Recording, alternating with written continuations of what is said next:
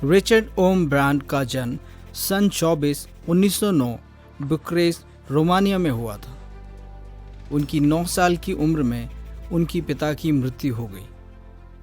Richard का बचपन बिल्कुल अच्छा नहीं था। उनको सही शिक्षा नहीं मिली थी, इसलिए वे बचपन से ही नास्तिक थे। उन्होंने कभी यीशु मसीह पर ज़्यादा विश्वास नहीं किया था और चर्च जाने से नफरत करते थे। ऐसे ही जिंदगी गुजर रही थी।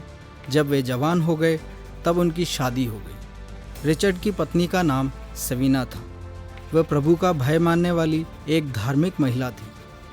सवीना के जीवन से रिचर्ड प्रभावित हुए और प्रभु यीशु मसीह को अपने जीवन में उद्धारकर्ता के रूप में ग्रहण किया।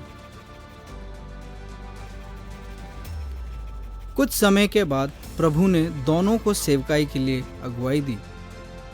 इस बात से दोनों निश्चित हो गए कि उन्हें अब सेवा शुरू करनी है। दोनों ने मिलकर रोमानिया में सेवा शुरू की। बहुत सारे लोग प्रभु में आए। इस खातिर कम्युनिस्ट सरकार ने उनके विरोध में खुलेआम प्रार्थना करना और आराधना करने पर पाबंदी लगाई।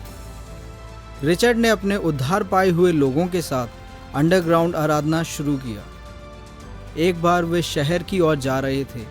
कम्युनिस्ट सरकार ने उनको पकड़कर जेल में डाल दिया और 14 साल तक वह जेल में रहे और इस तरह बात फैल गई कि उनकी मृत्यु हो चुकी है। इस बात की 14 साल तक कुछ भी जानकारी लोगों के पास में नहीं थी, पर उनको जेल में गुप्त स्थान में रखा गया था और वहां उन्हें पीड़ा देते रहे। जेल में प्रार्थना करना सख्त मना था, फिर भी उन्होंने प्रार्थना करना नहीं छोड़ा। वे प्रभु से प्रार्थना करते रहे कि प्रभु मुझे सामर्थ्य दे ताकि मैं यह सब कुछ सह सकूं। कुछ दिनों के बाद उनकी पत्नी को भी जेल में डाल दिया गया।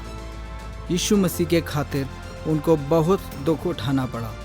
तब भी उन्होंने सुसमाचार का प्रचार बंद नहीं किया। उनको दुख उठाना पड़ा, फिर भी वे प्रभु में प्रबल रहे। रिचर्ड और उनकी पत्नी ने बहुत दुख उठाए, पर कभी भी साहस नहीं छोड़ा। आखिरी सांस तक प्रभु में मजबूत रहे। बाइबल हमें सिखाती है, रोमियो की पत्री उसके 12वें अध्याय और 11 पद में, प्रयत्न करने में आलसी ना हो, आत्मिक उन्माद में भरे रहो, प्रभु की सेवा करते रहो।